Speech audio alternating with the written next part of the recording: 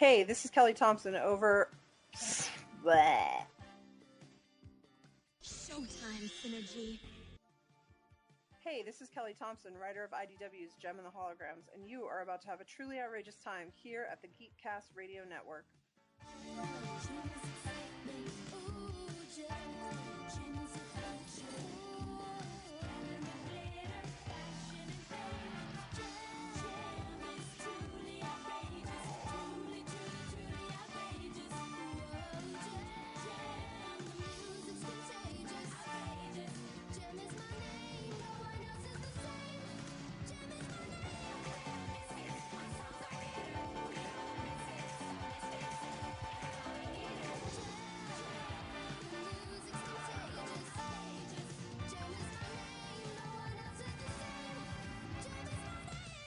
Hello and welcome to the truly outrageous crossover interview here inside the pull bag on ShowTime Synergy. I am TFG and Mike, and joining me are my Misfit girls, LadyWreck, hello. Hello.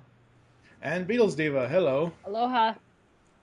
Today we have the pleasure of welcoming Jem and the Holograms writer, Kelly Thompson. Hi, Kelly, how are you? Hi, I'm good. Thanks for having me, guys. Thanks for agreeing to be on. Yeah, it was touch and go after the Shayna situation. Yeah. I wish somebody would go back and actually time that out to see how long I actually went on about that, because altogether it was like 10 minutes nearly, because come on, you're exaggerating. No, I remember this conversation. At the end of the second round, I was listening to the cast and I go, move on already into the open room. So it had to be a long time. So, listen, we all have our things. You have a thing with Shayna's hair. I don't know what it's about. Just in most issues, it was lopsided. It was supposed to be like that. It was, it's the side ponytail. Yeah, it's asymmetrical. It's like a thing. Yeah. You know what? I'll even give you the issue 5. I mean, I still think it looks great. I think it looks great, but that's not my favorite of Shayna's many hairs. But you really undermined your credibility by complaining about 4, where it looked amazing. So you really had no legs to stand on by the time we got to 5. Oh, that's funny. and the funny thing is, in 6, in the people will not be able to see this until, well, as of this recording and interview, you wouldn't be able to see this, but when this interview goes live this coming Friday, issue 6 of Jem and the Holograms from IDW Publishing will already be out. In the Showtime scene, her hair actually looks pretty damn good. It does. I have to agree. Do you mean because it always looks good? Correct. Okay. It's just hair, for heaven's sakes. Well, I don't know if that's fair in a book like Jem, where it's like 40% hair. But it's reasonable that it's a big deal. But I think their hair is amazing. I also just, Sophie's not really doing podcasts right now, so she can't really come on here to defend herself. So I'll defend her in her stead. But I don't know if you guys have. I'm sure you've realized like how many different outfit changes, makeup changes, hair changes for that many main characters in that many issues. Like, it's insane. So, not everyone can be your favorite one. True. Does she have like a primer for all of the, She probably, now that you're talking about it. Yeah, what she really should probably do, and I'm sure she doesn't have, maybe I should do this and give it to her for Christmas, is make like a database of everything she's used so far, so she can quickly look at it and be like, oh, I've already done that, and I've got to do something different, or, okay, we'll go back to revisit that. I liked that. So, she grabs a lot of stuff online. She looks at a lot of, fashion. She looks at a lot of hair. She's all over Tumblr and Pinterest and all that stuff, and draws from all that stuff for inspiration. She sometimes definitely gets stuck, and, every once in a while I'll get an email and she's like, I am out of outfits. Someone has to help me. And so I'll send her a bunch of stuff I find. But, mostly it's just her drawing from life and making it go. It's pretty amazing. Oh, Sophie does an amazing job. That is absolutely cool. I love it. I love it. It's incredible. You know, when she did the outfits for the first issue, I didn't realize, we hadn't really talked about it, and I didn't realize she was going to do sort of riffs on their original outfits. And I was so excited, and I just thought that was like such a great callback. You know, I mean, she'd already done all this amazing work to sort of update them, you know, for sort of a modern audience while still sort of retaining the flavor of what they were originally. And so that was just sort of like above and beyond to me, that she's like, I'll take these outfits and I'll sort of reinterpret them. And I love that. So awesome.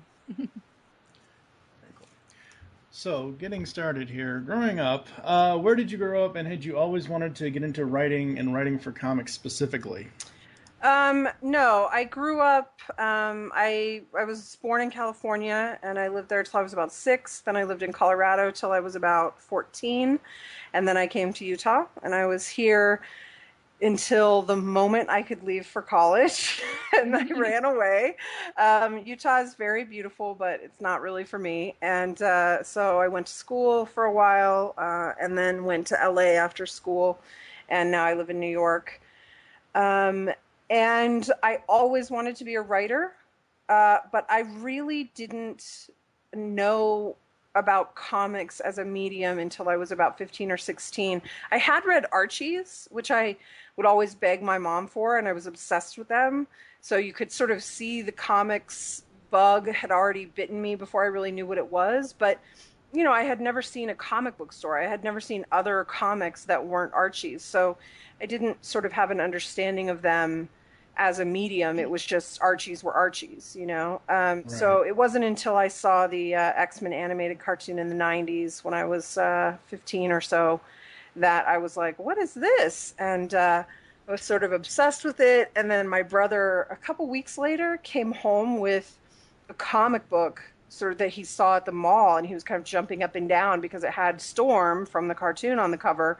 He's like, look, it's the girl from the cartoon. And I was like, what is this? What is this magic? And I opened it up, and that was it. And, you know, it was sort of, I'm not a very good artist, but at the time when I was 15, I thought maybe I'd be an artist or a writer when I was a kid. And so, you know, when I grew up, maybe I would do that, but I didn't really think I had what it took to be a painter, and I wasn't sure I had what it took to be a novelist, but like this thing was sort of magically something I loved, and also something that was merging writing and art in an interesting way. And I became obsessed with it, and sort of never looked back. Awesome. Interesting. That is fantastic. Thanks. Oh. It's worked out okay. Took a while to get here, but it's worked out all right. It was worth it in the long run. Yeah. So, that being said, and all of that, what made you choose to go to the college that you went to? What was it? Savannah College of Art and Design. They have a sequential art program. And at the time that I went, they were the only school that had a sequential art program. I mean, there were art colleges like the Andy Kubert School and stuff like that, or the Joe Kubert School. But the only college at the time that really offered a sequential art program was SCAD. So I transferred there after 2 years at University of Arizona. And it was because I loved comics. Yeah, I mean, my parents were like, what are we doing? Who lets their child go to college to study comic books? But they were skeptical but supportive. So I was very lucky. That's good. Yeah. That's good. Would you say a college education is required for what you do then? No, absolutely not. 100% no. I mean, there are things I learned that I hope make me a better storyteller. But they're absolutely things you could learn just from reading very good comics and very bad comics and paying attention to them, and reading a few of the really great books out there that break down kind of comic storytelling. Scott McCloud's Understanding Comics is a great primer that can teach you almost everything you need to know, to be honest. So no offense to SCAD, which I loved and had a great time, and I'd never turn in my experience for that, but you didn't need it at all. It in no way helped me break in. It in no way gave me the contacts I needed to like do this. It didn't do any of that. I think it gave me some confidence about what I knew, and that I knew I could tell stories this way, but no, you absolutely don't need it. Yeah. How did you break into the comic industry, now that you mention it? Very long and slow. I started, so I went to SCAD for a couple years, and then I went to LA, and I was sort of your typical post-college, broke, hated my job kind of thing. And I wrote a superhero novel, which I thought about doing as a comic. It's called The Girl Who Would Be King. I thought of doing it as a comic, but it seemed more interesting to turn it into prose because I wasn't seeing a lot of superhero stories in prose. So in some ways that pushed me even further away from comics because I was busy with this novel business. And I did that and I was successful at that, but that took a long time as well. I mean, that was 5 years of like working on that and trying to get that out there and everything. And while I was doing that, I started blogging when it became sort of a thing. And Brian Cronin, who runs Comics Should Be Good, I came to his attention through something, probably me bitching about something. And and he gave me a platform to start She Has No Head on Comics Should Be Good. And so that gave me a pretty big audience, and I started writing about comics. I don't really call myself a journalist, but, I was writing op-ed and essays and things like that about stuff I loved and stuff that I thought was problematic both.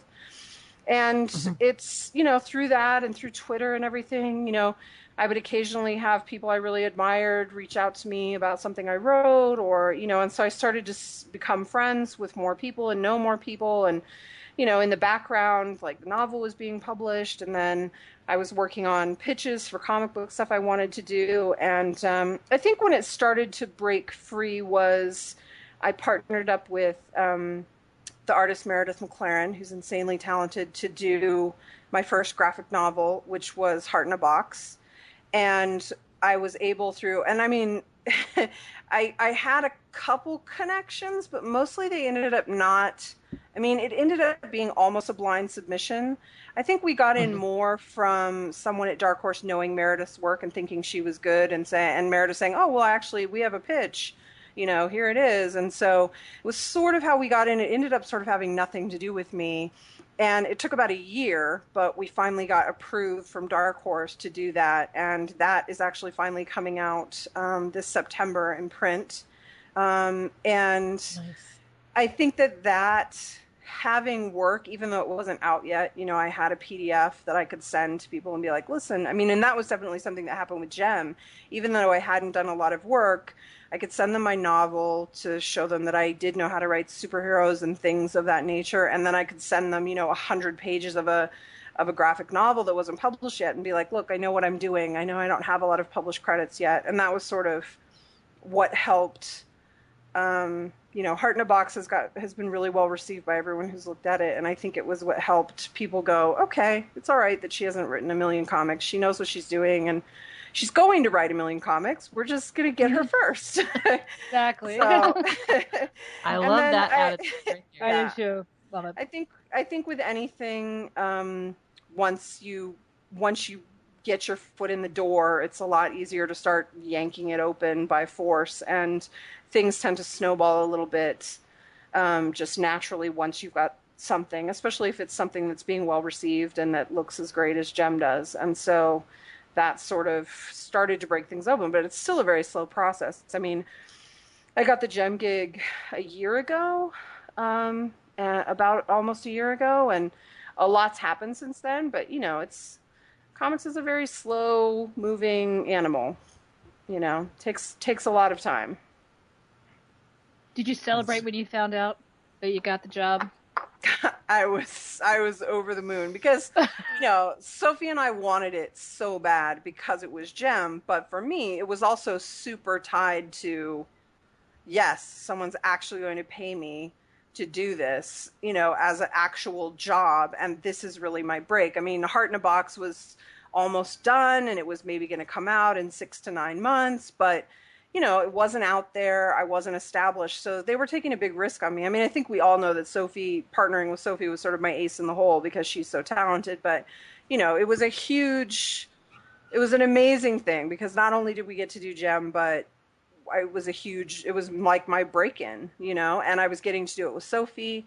And it was such a bit of trust for them to give me. I mean, not only to write the book, but, you know, revamping a 30-year-old property can be very tricky. And so Oh, yeah.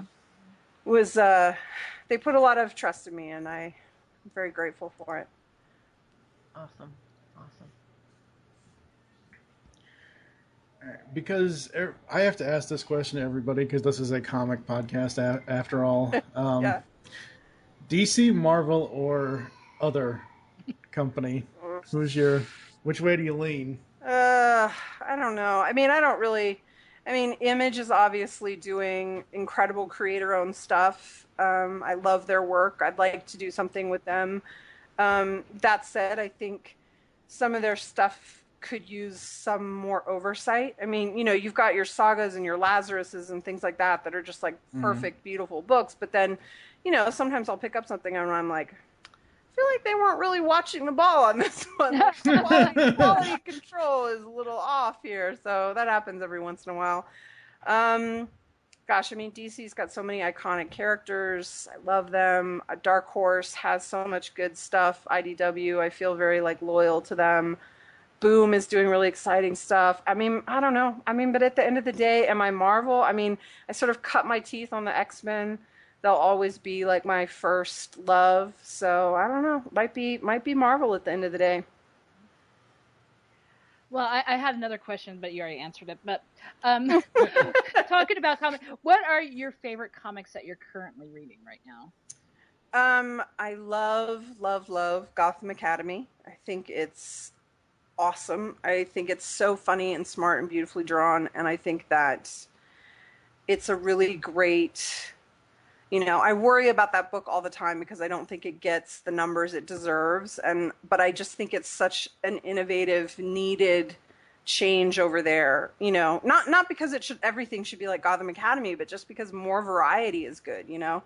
Everything shouldn't be, you know, dark and dreary. There's room for Gotham Academy and everything else, you know. I like their new Batgirl. I really never thought I'd read a Barbara Gordon Batgirl book because I'm a diehard Cass Kane Batgirl fan, but they've done really great things with it over there. I think Unbeatable Squirrel Girl is one of the best books anyone's doing anywhere. It's so funny. It's so funny and smart and weird and great. I just love it. I read your article on Comic Book Resources about that. I was so happy when I saw you write that article. I'm like, yay, she's a fan too. Thank you. Yeah, I just read that article this morning, so I was like, oh, that's so cool. Yeah. I would definitely say that's one of my first reads every week when I get it, as it's at the top of the pile, for sure. I just wonder what Marvel's going to do now that they're rebooting the whole thing again. I doubt something like Squirrel Girl that feels like it's working and it seems to have good support from Marvel and from the fans. I doubt much will change at all. It's probably just... So you're just saying that they're just, oh, hey, a new #1 so we can up sales, because that's what's happening. Most of their stuff that they're doing upcoming September, October, November, they're pretty much #1ing everything again. I think it's very hard to pick up with what issue would it be of Squirrel Girl? I don't know, 8 or 9 or something. Yeah, it's very hard to pick that up after a 5-month hiatus. So I don't really think there's anything wrong with the #1. I mean, I know that as comic book fans, you know, I've sort of moved away from caring that much about continuity. Like, there was a time when that mattered a lot to me, and there was a time when renumbered bothered the crap out of me. But I think the thing that I can't deny is that I feel like we're getting more interesting, more innovative stories from it. And so if those have to be smaller, shorter runs, or they have to have more of a season approach, or have endings to them, I'm okay with that. You know, I mean, Young Avengers was 15 issues, and it was brilliant and amazing. And if that's how long it can last, either because of sales or because the creators have other things they have to do, then that's how long it can last. And, you know, as a writer, there's nothing more daunting than the ongoing, unending story. So there's something to be said for stories that actually come to close, you know. So the #1s don't really bother me. I mean, like, I don't care what they call Unbeatable Squirrel Girl, so long as it's basically the same thing it was, you know, before Secret Wars. I don't care.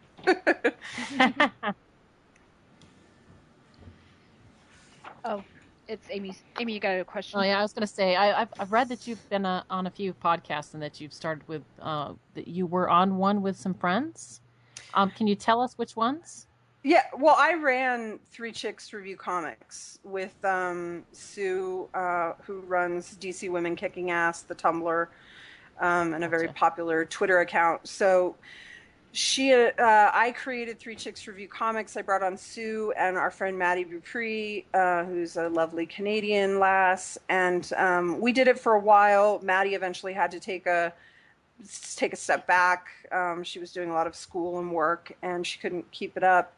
And we were going to replace her with someone else, so the title made sense. But eventually, we were like, nah, we'll just start having on guests. So we started having on guests, and it was sort of a format change. And I missed Maddie desperately, but man, we had some great interviews, and I met some great creators that way. And it was pretty amazing. The people everyone that came on our cast was really nice and lovely and did a great job. But there were certain people you really vibe with, and that's always really fun. And, I built some really great connections through that, which was an unexpected bonus. So that's awesome. That's awesome. And you also, now I'm not sure, I want to verify this because I thought, oh, this is kind of cool too. Because I found some of your articles on CBR. Do you write for them as well? Yeah, no, I do. She Has No Head it's now bi-weekly. It started out as a weekly column on Comics Should Be Good, which is the blog of CBR. So gotcha. I created She Has No Head, and I sort of made ran with it. Minor name for myself doing that. And I still do it now, but it's coming to a point where I probably have to step back from it just because of the fiction writing I'm doing is sort of taking precedence. And it also, there's always been a bit of a conflict of interest there, because right out of the gate, I started meeting people and connecting with people. And so it becomes this weird thing of like, oh, well, I know that creator. I love their work. I want to talk about their work. But is it weird that I sort of know them now? So it's always been a little weird that way, but it's gotten much worse now that I'm working for more publishers. I did reviews also. I did over 500 reviews for CBR. And I had to eventually stop doing that because, it was like, my weird list. When you're my list of publishers. You're reviewing something, but you're also becoming a writer yourself. So that's very weird. But then also there's like a legitimate thing where I had a list of publishers that I felt like I couldn't review because I was either pitching to them or working for them, and I knew that I could be unbiased about it, but you got to be fair to the reader, and so I had this long list, and finally I was like, you guys, there's like no one I feel like I can in good conscience review, so I got to step back. But yeah, well, you write a lot of strong female leads, and you actually got onto one of my personal favorites, Captain Marvel. So what would you say the biggest difference between writing for a superhero and like a pop star for Jem and the Holograms is? I actually don't think it's that different because there's so many similarities between, maybe a normal pop star story would be pretty different, but Jem is so super heroic in that she has a secret identity, and she had, and there's all this sort of larger than life stuff with the holograms and with the concerts and everything that I don't actually think it's that different. Less actiony punching and kicking, I suppose, but especially with the Misfits stirring up trouble, you still end up with a little bit of action anyway. So you still get the punching and kicking there. Yeah. I don't really think it's that different. I mean, for me, writing about superheroes, it's just about writing about any character, right? It's just like what makes this character beat, and then all the other stuff is just kind of the decoration that goes around it, right? Yeah. Well, out of all the characters that you helped create, who would you say you relate to the most? Oh, man. I mean, relate to the most, or is my favorite? I mean, Aja is like my favorite Jem character for sure. And so you throw shoes at people when they try to wake you up? I have. That is a straight from life experience written into the comic. I was only 15 at the time, but yes, I was known to throw things, including shoes, at my brother if he tried to come in and wake me up because I was a grouchy as crap teenager. So yeah, that. But I mean, yeah. So Aja is definitely my favorite. Sophie and I have many arguments because she struggles the most with Aja's hair. She was joking the other day. She's like, "Oh, in our next arc, we should kill Aja." And I was like, "Kill Aja?" I was like, "I'll kill you." I was like, "I'll kill Blaze. I'll kill anybody. Just get away from Aja." So she was just joking though because she has Aja hair problems, which I find hilarious because I think Aja's hair is always really cool. I love the I think Chris Sims called it like the Sonic the Hedgehog look, like early on when it was bigger and spikier, which I loved. So I'm a big fan. Awesome. Sounds like you guys could write a melodrama behind the scenes about the hair. Oh God, you don't even fly on the wall with Sophie and I would be an interesting situation, or maybe get us defriended by everyone we know, just because a lot of things happen in private that maybe you shouldn't happen. Now we need to know. Sophie loves controversy, so that's awesome. She's a big fan of like finding out what all the scoops are. So I don't care for it much myself, but Sophie's pretty hilarious, so you kind of got to go with it. But you guys work well together, though. Yeah, we were friends before, so I mean we're sort of text every day kind of level of friends. So I would say the texting went up considerably once we started working on Jem, but yeah, I mean we were always good friends. So that's cool. Yeah. I saw that back and forth, was it last week or last weekend, obviously by the time this airs, but something about a movie that he was watching, and I was like, what movie are you watching? Yeah, Sophie loves bad movies, and she has many categories of bad movies. I'm not particularly fond of them, but she sometimes live tweets them. And so she and I had been talking about live tweeting a bad movie, and then I think I said we should be drunk, and so we were then drunk live tweeting I, Frankenstein, which was truly a terrible movie. Oh, that's awesome. Yeah, it was fun. The best. You could always, at least anytime that I have seen, at least on Twitter, anybody there where there's alcohol and reviewing involved, it's always going to be fun. Yes, going to be entertaining. It was a good time. Sophie doesn't have much tolerance, so she hasn't been drinking for long, though. So next time we do it, I need to start drinking like an hour before we start, so that we'll be on the same level. So. That's funny. Well, you talked earlier about the girl who would be king. They made an announcement about a movie. Is there any updates about that? There sort of are, but I don't really know what I'm allowed to say. Basically, I guess I said enough right there. Yeah, I guess I can say that the option ran out on the first thing, but the producers who optioned it the first time were talking to other backers, kind of larger studios, which was always the plan. And then sort of the option ran out around the time when that deal was coming together, and so the deal ended up sort of switching hands, but keeping some of the same people involved, which I think is sort of the best case scenario. So we do have a new signed deal, and I hope there will be maybe some news about what's happening with that later. Because this is something like Hollywood needs, because it's such a good story and it's something unique. And that's what I want to see on the movie screen. I think it'd be awesome. Yeah, I think and we might be shifting to TV. I mean, The Girl Who Would Be King is a very difficult property to do as a movie. As someone who, not that I'm the best screenwriter of all time, but I've tried to write it twice.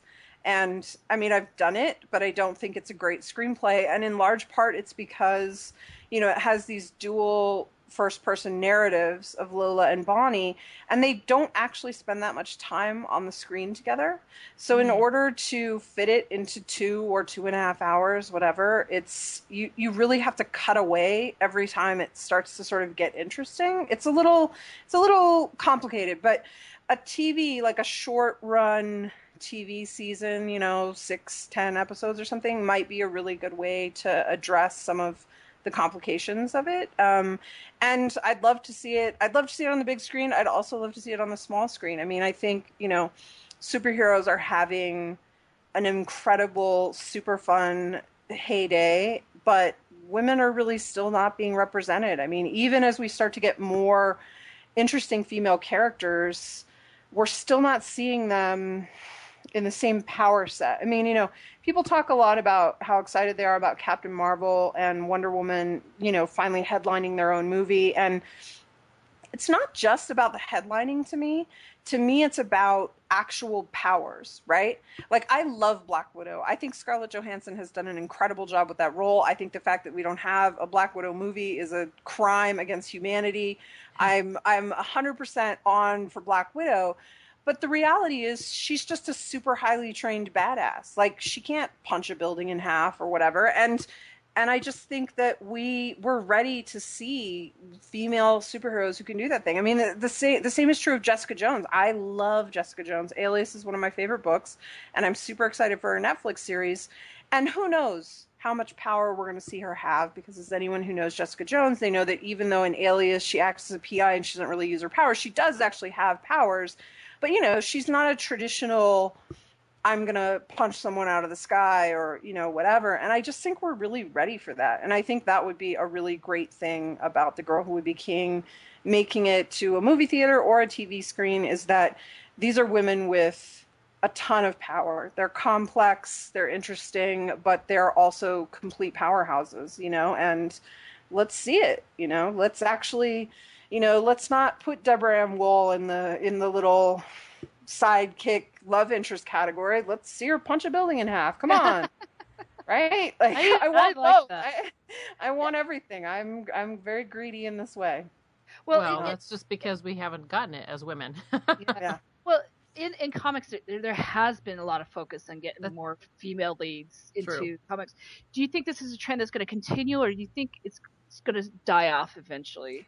I mean, I think it'll ebb and flow like anything. I think that, that was what I was writing about a little bit in that Unbeatable Squirrel Girl article I wrote. Like, I want to believe that, we did an interview with Marjorie Liu when I was back doing Three Chicks. And, she is an incredible writer and a really smart lady. And, she said a lot of interesting things about when we were talking about the industry and the way it shifts. And, one of the things she said was that she thought it was going to take a real game changer to make people sit up and take notice. And I think we have seen those things in the last 5 years, less than 5 years. The success of books like Smile that show that there are real women's dollars on the table for a variety of kind of comics. When you see superhero comics like Ms. Marvel, do crazy success and beyond, win Hugos and things like that. So I think we're seeing it. I think comics is a little bit fickle. How much changes stay is hard to know. I mean, I find it very encouraging that the Thor with a female lead in the role is selling much better than the old Thor. I think these are encouraging things, but books still get canceled all the time. I worry about, I swear to God, I wake up every morning and worry about Gotham Academy because I don't hear enough people talking about that book. It's always hard to know what the sales are these days. And I just think it's so special and amazing. And I think that it's great that it's non-marquee characters, right? It's like, here's new characters you haven't seen before. And yeah, Batman shows up every once in a while, but no, it's these new characters you don't know. And I want there to be a place for that in comics. It doesn't mean we have to not have Batman, but I'd like to see both. And, so I worry about that kind of stuff. I worry about, I was desperately sad that She-Hulk was canceled. That was heartbreaking. That was a good comic. Funny, smart, just together, a lot of punching, but jokes, and I don't know, it was just really great. And, I think there were some sort of stutters with it. A lot of people had trouble with the guest artists that came on for a little bit and things like that. But, you never know what's going to go and what's not going to go. So I think we've seen real change. I think we were headed towards actually a pretty dark place, even, just 5+ years ago, and I think somehow we really reversed that and turned it into something super positive with the female characters we're seeing and some of the variety of styles.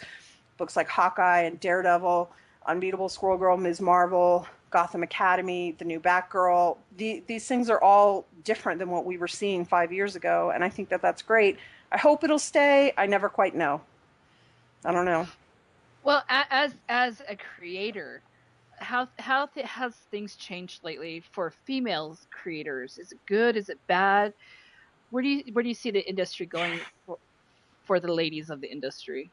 I mean, I can only speak for my own personal experience. I mean, I think as a trend, we still don't have nearly enough women, especially at the big two, but in general.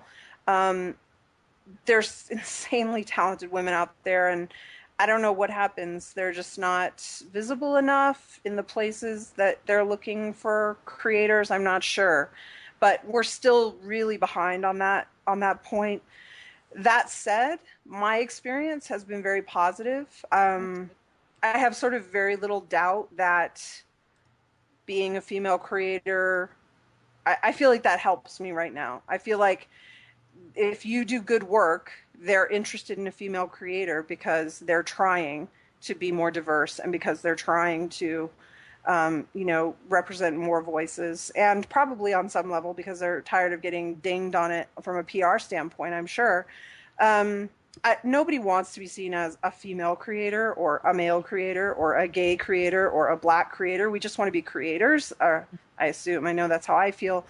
That said, I know my work is good. So if you need female writers, and because of that I get to pitch, I don't care. I know my pitch is good. So, and I'd put it up against anyone else's. So, That's awesome. I think it's sort of a mixed bag. Like, I want to compete on the same level. At the same time, if being a woman helps me get my foot in the door so that I can compete on that same level, then I guess I'll take it, right? Yeah. Sounds good. I don't think anybody can blame you for that either, because who doesn't want to get their foot in the door? Yeah. Well, and I think that it's an industry that has typically been very boys club, very male centric, and so, it's a little affirmative action-y to be like, okay, well, yeah, we do need this, so we'll look at you. But I still only expect to be hired if my work is as good or better than the other people. So, yeah. Well, if you had a choice to work on any comic, what would you like to give a go at? Kate Bishop. Nice. Yeah, or Cassandra Cain, but I've sort of given up that dream. So, well, maybe someday, but I'll be about 105, it seems like. You never know. You never know. That's true. You never know. Things could really wait. dramatically change. Yeah. Think of it this way, Kelly. If IDW and DC can team up for a Batman Teenage Mutant Ninja Turtles crossover, I'm sure they can figure out a Cassandra Cain Jem crossover. Yeah, but I don't want to write Cassandra Cain that way. I want to write Cassandra Cain in her own freaking book. That's what she deserves. That's what fans need. That's what we want. That's really the only way. I mean, I guess I would write her if I had to in some other casting, but that's really the only way I want to tackle her is in her own book, to be honest. So she and Kate Bishop are probably both top of my list. And I have one last question in this section for myself. Any plans for a Story Killer sequel? Yes. Okay, cool. I wanted to run it this fall, but the problem is, in addition to just being very busy with other pitching and comics work, there's a thing which probably only people who run a Kickstarter know about, which is if you run your Kickstarter and you can't finish out the majority of your expenses by the end of the year, you can really get killed on the taxes, right? Oh. So if I raise $30,000 in 2015, but then I don't do most of my shipping until 2016, I'm really screwed. And so because of that and the other busy stuff I've been doing, I've had to push it to, it'll be either February or March of 2016 with shipping in May. That's the plan. the other thing is I'm moving cross country, and the place I'm moving to will be much better for shipping, and that's not going to be able to happen until 2016. So anyway, but I'm hard at work on it, among other things. Excited to hear that. I'm very excited to get it out there, and I feel very bad that it's taken so long. It's understandable. It's understandable. I also have, for anyone that might be listening who backed the Kickstarter, the novella, I swear to God, I haven't thought about it. We're working on it. I hope it'll be out by Halloween. So. Oh, nice. Awesome. Yeah. Awesome. Yeah. So you're talking about a lot of the influences that you've had inside comics. Have there been any influences outside of comics in your writing? I'm sure there definitely are, but I can't think of any. Oh my God, that's the worst. Nobody ever asked me that. That's the reason why I put it in there. Everybody always asks me about comics. I don't know. I'm notorious for not liking other YA novels. It's sort of a problem I have. It's sort of well, there are some out there that are. Yeah, it's a big black mark on me. But I will say that I think the Hunger Games trilogy is sort of exceptional.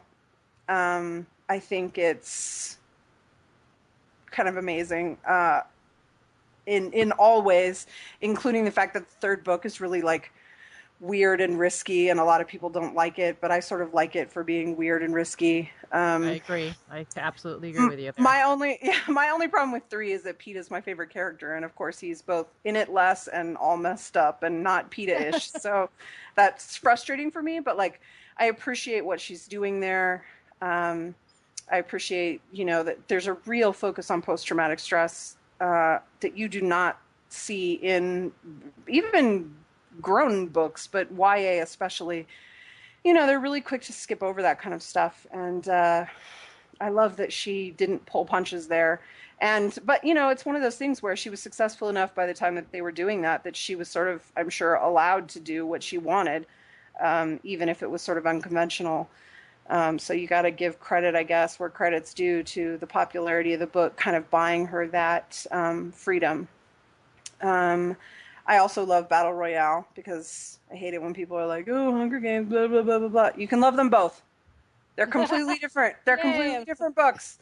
They're completely different books that share a very similar one very similar thread. They have completely different executions and styles.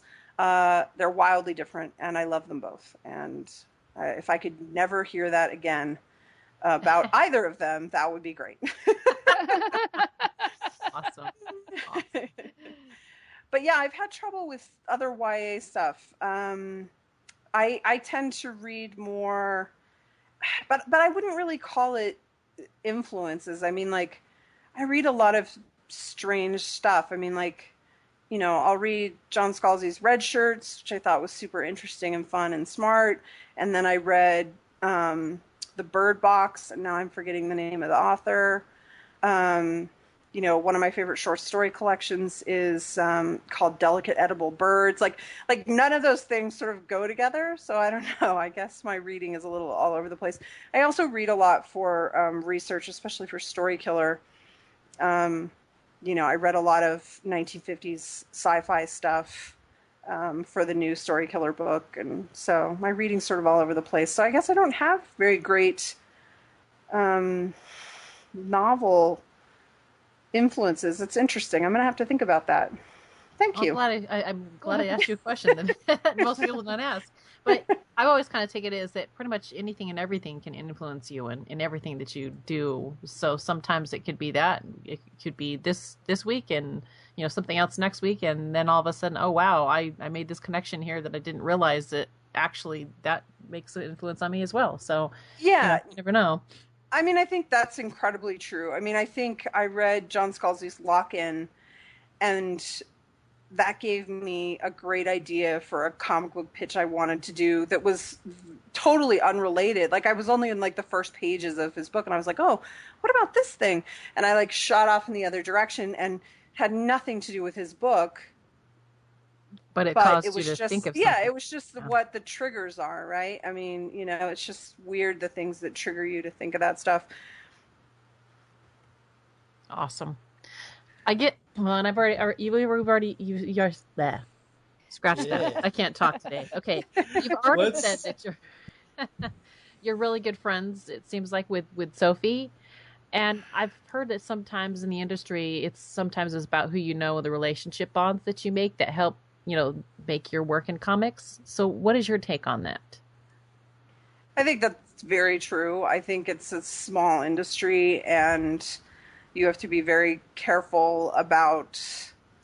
I don't know. Like, if my work is as good as someone else's work, and someone else is a pain for the editor, or he or she is late, or he or she is not enjoyable to work with, I mean, it's an easy call, isn't it? Like, who you want to work with again.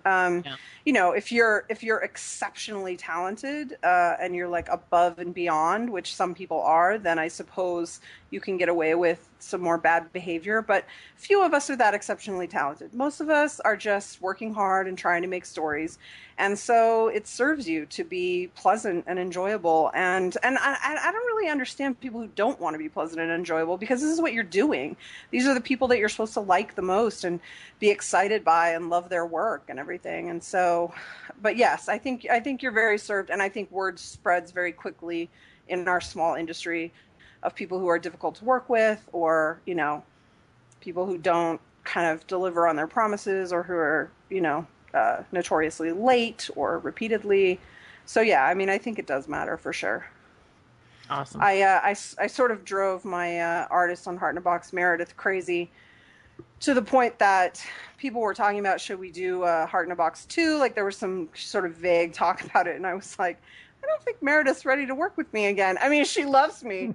She loves me, and we're friends, and I hope she'll work with me eventually. But after finishing Heart in a Box, which was a really tough job, I think she was like, yeah, we could spend some time apart. That wouldn't be bad. We just need a little break, it's all. A vacation for a little bit. Yeah.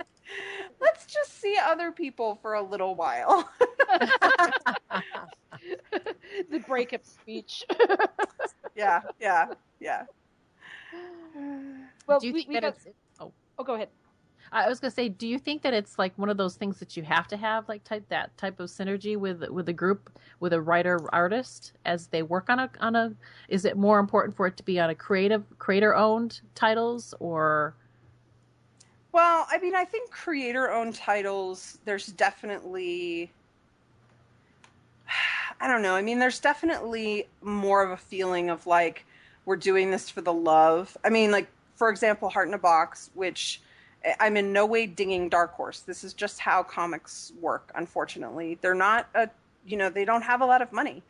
It's expensive to produce comics. You never know what the audience is going to be, especially for an offbeat graphic novel like Heart in a Box. So, that doesn't come with some huge advance that's making anybody rich. I mean, we gave all of our advance, except for I had already invested a little bit of money paid to Meredith to do the pitch. So we gave all the money for the advance to Meredith, except for what I had already invested. We reimbursed me for that. And we did that because the script was basically done. I had already written it. And, I had written it in my free time, and it was a slog, and that's just the way it is. But I wasn't, she was then going to have to go and do penciling, inking, colors, letters, all of it. Right? Yeah. And she was going to have to do that in her spare time, because the advance wasn't, even giving her all the advance wasn't going to be enough to pay her to live, Yeah. So there's a certain amount of, now hopefully Heart in a Box will do really well, and, we have ownership of it. So we have the back end, and maybe someone wants to make it into a movie someday and we get more money, and that's great. But initially, especially, I think, there's definitely with creator owned, like, you really have to love it if you're going to do it, because it's your free time, or it's taking away from the work for hire that brings you a paycheck that pays your rent. So I think there's a different demand there. But I mean, at the end of the day, making comics is making comics. And if you're not happy with the people you're working with, it's not a good time. Like, it's a really hard thing to make good comics. There's a lot of moving pieces. There's a lot of, Sophie and I, especially on IDW and on Carol Core, I've been very lucky in those experiences where there hasn't been a lot of editorial interference or a lot of people saying, oh, no, you can't do this, you can't do that. But, that happens a lot for both valid and not valid reasons. And so everyone's got to be like pleasant. Otherwise, you're just in for a hellish ride, you know? I've been very lucky. Everyone I've worked with has been really a complete doll. I've had no bad experiences so far, so I'm sure I'll be due eventually, but knock on wood. Yeah, knock on wood. Speaking of dolls, let's get to the truly outrageous Gem and the Holograms questions. Take it away, Nicole. Okay, I'm gonna get the difficult question out of the way here first. Oh boy. Okay, wait. I need to preface this because I know what she's gonna ask you. Oh no. Everyone, just keep in mind, Kelly's opinion is Kelly's opinion.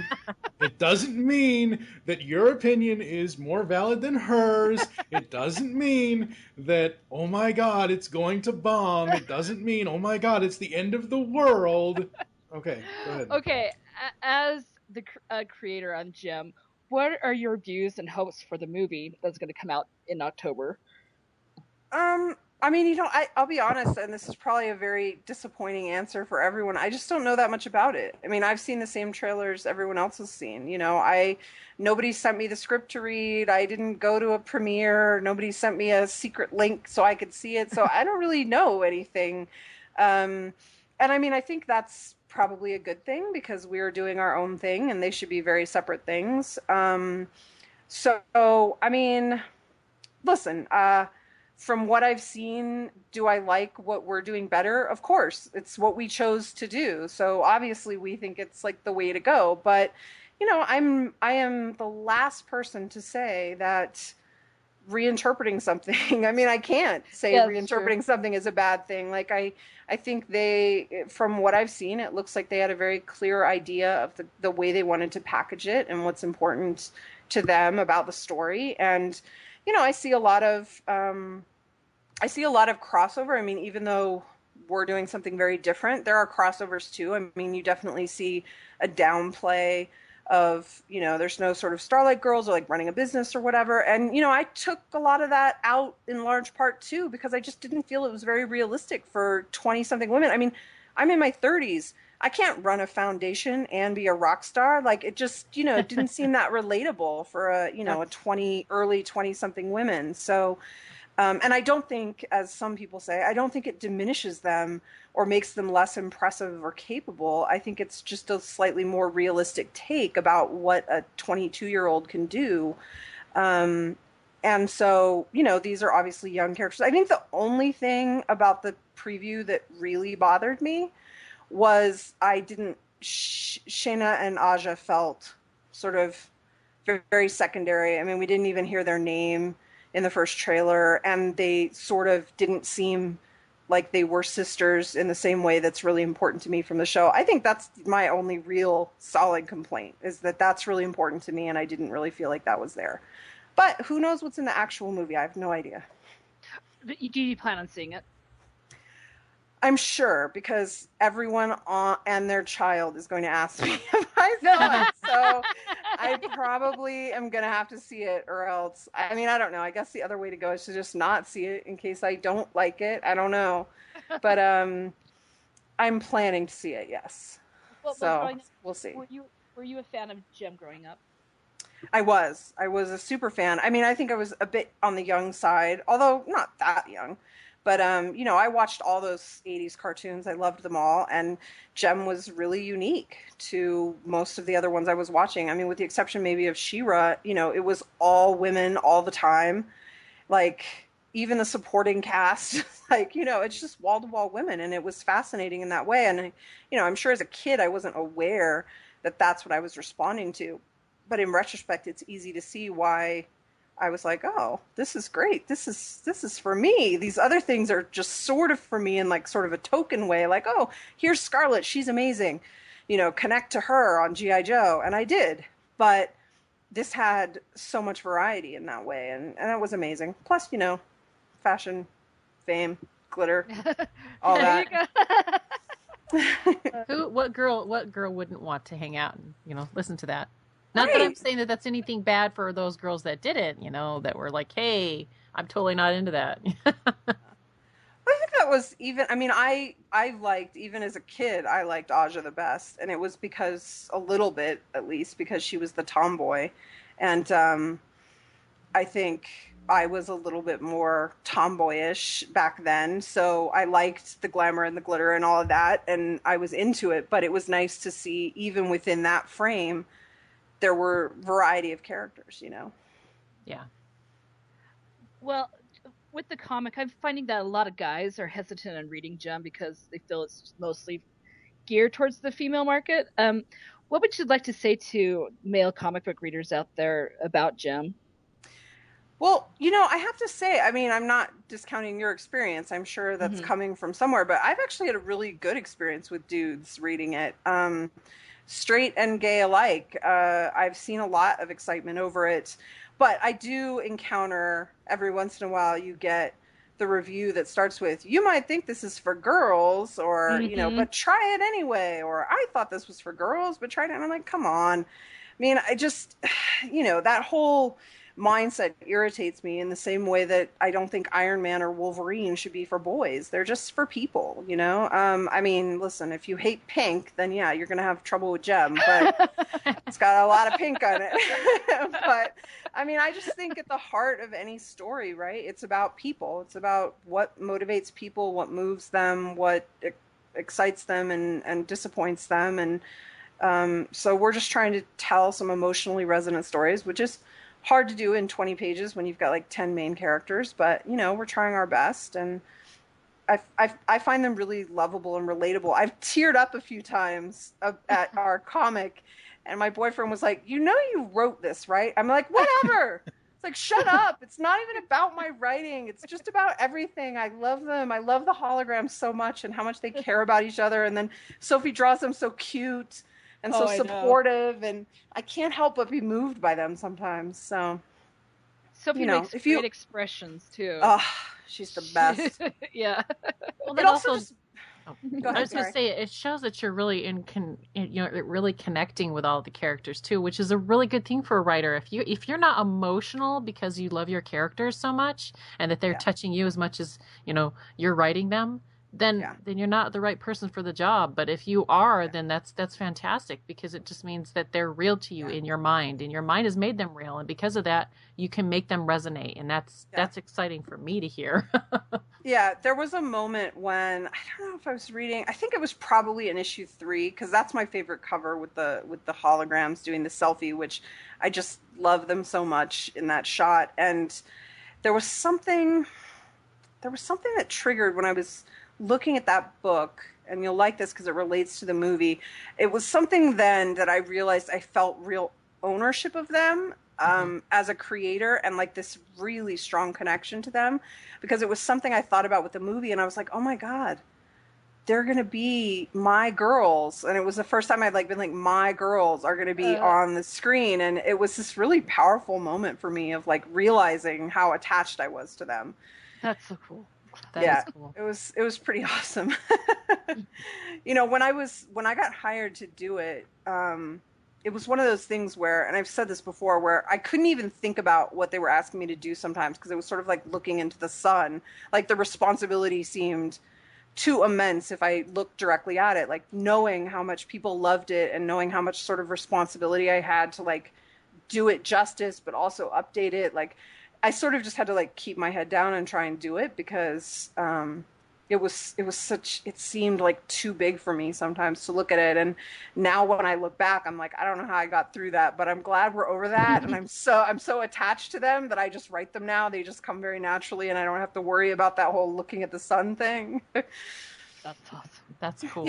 I remember in issue 1, I wasn't even out of the comic book story yet, and I had got to the page where Synergy tells Aja the code, and the code is 7963749, and I was like, that has to be a Tommy Two-Tone reference. You guys are silly. It spells synergy. Oh, well, there you go. That's awesome. That's awesome. I think that's what I did. Cool. I mean, it's great that it sounds like that. And I mean, I knew when I typed it out that it did sound like that, but it definitely spells synergy. Oh, that's good. Cool. That's good insight to know. Okay, so we know your favorite. Which is not a great code if Synergy's name ever gets out. By the way. They should probably look into changing it, but just So we know that Aja is your favorite hologram. Who's your favorite Misfit?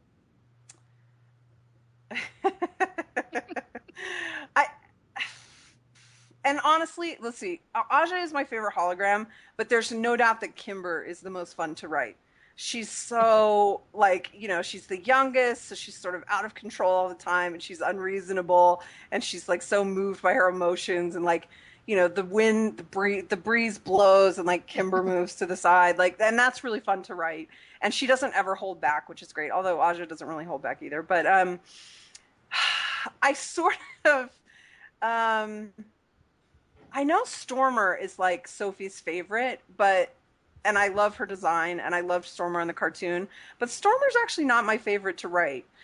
She's so good. She's so good. It's more fun to cut loose with Pizzazz, who is just ridiculously over the top. I love her so much. And then I've really gotten into, and I feel like Jetta and Roxy have definitely been shunted to the side a little bit comparatively. It's just the nature of so many characters, but I sort of love them as this weird duo, right? They're sort of always together. In my mind, they live together now. I mean, nobody has told me that can be what it is, but in my mind, they're roommates, and they do everything together, and they're they're only best friends with each other, because nobody else will put up with them. So, I mean, there are things I like about all of them. Pizzazz is probably the most fun to write, though. I love her little skulls. Was that your idea, the little skulls? I wanted it to be, was it skulls initially that I wanted? I mean, I always wanted it to be, icons for her when we couldn't cuss, because I knew we wouldn't be able to do the cussing that I wanted to do. And so I think the first one I said was, okay, well, we can't say the bad word, but can we do a little pile of poop? Can she have that in her word balloon? And John was like, no way. There's no way that's going to go through. So I had to come up with what are some other things it could be. And I think skull was very quickly something. I was like, well, what about that? And he was like, yes, that's approved. And then of course, Sophie took it to such a better level than I had ever imagined. I was just picturing a little drawn skull, but of course they're these crazy life of their own skulls. They're amazing. Oh, I love them. They're like a character, in themselves. It takes on the embodiment of the skull at times. Yes. Well, now that the first arc of the comic is finished, can you give us any insight to what new characters might be coming into the comics for the next few issues? Yes, we're gonna get in the next arc, which is 7, 8, and 9. We're gonna get Tech Rat is in 7. Oh, yay! So is Eric Raymond. Ooh. And we'll see more of Craig, who we introduced in 5, but we did not. We were wondering about that. We were wondering. I knew that was Craig. Yeah. We didn't name him, but that's definitely Craig, and he'll be in issues. I think he's in 7, 8, and 9. Actually, maybe it's just 7. Maybe it's just 7 and 9. I could be misremembering. So yeah, we'll see all of them. And then issue 10 is sort of going to be, they're calling it the Rio issue. I don't really think that's accurate. It's more like a Rio's POV issue with another guest artist. And then Sophie will be back. There's also going to be a holiday special in December, drawn, I believe, by Aimee Meberson. And then Sophie will be back for the new arc. I'm dying to say the name of the arc, but I can't do it. Please, come on. I can't. Come on, give us the exclusive. I can't. I'll get in so much trouble. We'll have her tell us off air, folks, and you'll just never know. So that'll be in January, which is sort of perfect. New year. It's the liberalism. Right. No, which issue was it? Was it issue 3 or 4? Whenever they get to the trailer. I think it's actually 5 when they see the. Okay. Yeah. Right. When they get to the trailer and they have the sign, as soon as I saw the preview for that, I'm like, Aimee, look, your favorite, the Limp Lizards, is on the list. They're in the comic on issue 6. Such like the worst band name ever. I know, but there's just something really kitschy about it that I find funny. Oh yeah, no. I mean, that's why we put it in for sure. Like, it's such a great reference. We probably should have made all of them. Probably should have put another band, but I knew we were only going to be able to show one, and so I didn't really want to tease another band that we weren't going to show. And Ninjas of Loretto is my fake band, so we put. Cool. No, that was a good reference to the cartoon, the Limp Lizards. we got a kick out of that. Yeah. I loved how Sophie. You guys have read issue 6, so I love how Sophie did their music looks different than Misfits and Jem, which is so great. All of the music, how Sophie does that stuff, it's so. I don't want to say it's eclectic. I want to say it's more electric, because it just. I find, and this is just me personally, I do find it a little hard to read the lyrics, but I get the gist of it overall. Yeah, I mean, but it just looks so great. I guess to me the lyrics are sort of less important. I mean, I put a lot of effort in them, so I don't want anyone to think we phoned it in, but it's more important to me that the music has a specific feel through color and style and icons, and that you get a vibe for that, because we're working at a big disadvantage by not having actual audio. So, but, that was in our original pitch, how we wanted to do the music. Right. And I think the entire, it mattered. It's mattered through the first 5 issues, but issue 6 was where we intended to pay that off, in the scene where the sort of Misfits music fades out and the Jem music takes over. Like, that was always the goal, to make that a very visual thing at the end of 6. So, and I'm really happy with how that worked out. It was a really good payoff. Yeah, Just saying. Do you guys have as the writer, I'm sure, you have all the lyrics from all the songs so far, right? That I've done? I do, but in fairness, because I'm not a musician, I would say that some of them aren't completely finished. I mean, there's definitely like more than you've seen on the page, and we repeat some of the stuff that we like better. I mean, I talked to someone else on a podcast about, the songs themselves aren't as rhymey as they feel in the book. I mean, because you lose that cadence, because you don't have the beat, the rhyming music seems to flow a little better. So the songs themselves aren't quite as rhymey as you kind of get the feeling of in the issues. But yeah, we have them. I wouldn't say all of them are 100% complete, but yeah, I've got them all. The reason why I ask is because, at least for the Jem songs specifically, maybe you could ask Britta, see if she'll sing a few. Because the reason why I bring this up is because, as of right now, and hopefully by the time this airs, on Samantha Newark's website, samanthanewark.com, she is running a special in her store for a pre-order for a signed copy of issue number 6 from her and Patricia Alice Albright, the voice of Pizzazz. And they've also put together, I actually tweeted it to Sophie, they've put together a CD that comes with that issue 6 of the best lines from the first 6 issues of the comic, where Samantha That's awesome, Yeah, no, I'm in pretty close touch with Samantha. I knew she was doing it. She's awesome. Yeah, I mean, I think the problem with that is that lyrics are only half of that, right? I mean, there's no music. Yeah, there's no true. music written. So, I mean, I think Sophie and I would be lying, or I won't speak for Sophie. I would be lying if I said I'm slightly disappointed that some fans haven't taken upon themselves to make the music. Just, there's a lot of really talented people out there who are way better with music than I am, who might be able to turn them into awesome things. And I think the lyrics are pretty fun and cool. And so fans should definitely do that, you guys. I don't know what you've been doing with your time. Yeah. There you go. Throwing the gauntlet down. Anybody that hears this is going to be like, challenge accepted. Yeah. Well, because we're talking about the music, when you're writing, is there any type of music that goes on through your head when you're writing about the rehearsals and concert scenes? And, I definitely. And I was going to say, what do you listen to anything in particular while you're writing to get inspired for those scenes? Yes, I do. I have playlists. I have a Misfits playlist and a Gem playlist that are separate that I don't use all the time, but especially if I'm having trouble getting into something, I'll use it to help me get in the mindset. For me, again, I'm not a musician at all. I'm not even musically inclined. It's sort of embarrassing how much I'm not musically inclined. So the only way for me to figure out how to write music for this was to just get inside the character's head. And I've written some poetry before, like every failed writer, right?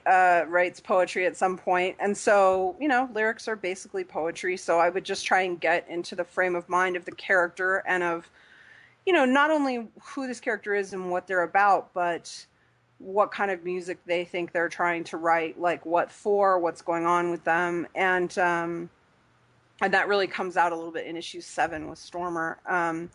But the only way for me to figure out how to do it was to do it that way. Like, okay, I'm Kimber now. What kind of song does Kimber want to write? What's she thinking about? Who is she?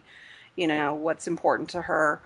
And that's the only way I was sort of able to do it. I try not to talk about specifically what I think they sound like, because I don't want my personal music tastes or whatever to sway people. I sort of like the idea that they sound like whatever you want them to sound like. I mean, the only thing I tend to say is that, to me, they're not that different, because their looks are quite different, so you would think that they have a much different sounds, but to me they have to cross over. Otherwise, why are they competing, right? They have to be going for the same audience. So there has to be enough crossover that the same people who would listen to the Misfits would listen to Gem. So to me, Gem is like a slightly... to me, Gem is slightly softer, more commercial, more pop sound, and the Misfits are a little bit edgier and like... And part of me loves that about the Misfits, that they're sort of... it's not that Gem aren't playing exactly what they want to play. This is the music they love. They're putting together music they love. They're not some kind of sellouts to commercial music or anything. It just so happens that what they like and the sound they're creating is a little more accessible to a larger population, whereas what the Misfits want to do has slightly edgier, slightly less commercial vibe, right? So they sort of, even though they're an incredible band and led by an incredible, performance-driven frontwoman, they struggle a little bit because it's a less commercial sound. Like, so to me, they're not that different. It's almost like the difference between Fever Ray and The Knife, which is the same artist. I don't know if you're familiar with those bands, but the same lead singer, but two different sounds, two different bands. So, sort of interesting. Well, I want to talk to you about the looks of the gals. Jetta's even a different race from the cartoons, and the gals all have different body types instead of just, the cutout dolls. Was that something was that your choice, or was that something IDW decided on, or is that one of your pitches to IDW? Well, I think there are a couple different questions there. The race thing for Jetta was something that was in our original pitch. If they had told us no, it wouldn't have been the end of the world. But I mean, we got that from the Rock Gem site that has all the great information about Gem that you could ever want, and that it was originally Christy Mark's plan to make Jetta a black woman, and that they didn't go for that back then. So we wanted to sort of quote unquote fix that. And it's great because, the show was all about diversity, and the comic is all about diversity too. So it's great that all the Misfits aren't white now. I'm very happy with how that looked out. Also, Jetta's design is friggin' incredible. So I love her design. Oh, it's awesome. It's amazing. One of my favorite panels Sophie's drawn of the whole thing is when they see the Misfits, when Kimber is like, Jericho, the Misfits, and they look and they're all just walking through the crowd, and the Jetta is pushing some random woman out of the way. It's amazing. It's like my favorite thing ever.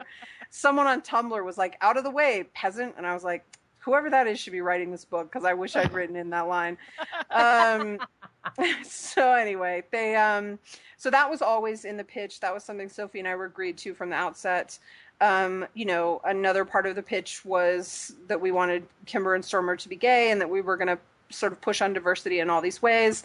I don't think we were explicit about that Sophie was going to draw them with different body types and that was going to be important to us. I guess I just hope, in fact, that wasn't in the pitch at all. And the 2 drawings that she did to give an idea of the style and the music and the vibe were of Pizzazz and Jem, who are very sort of quote unquote traditionally Western beauty standards attractive. So sort of, I guess it could have taken them by surprise. I guess I assumed that they knew Sophie's work, which has always been very into diverse body types and looks for women especially.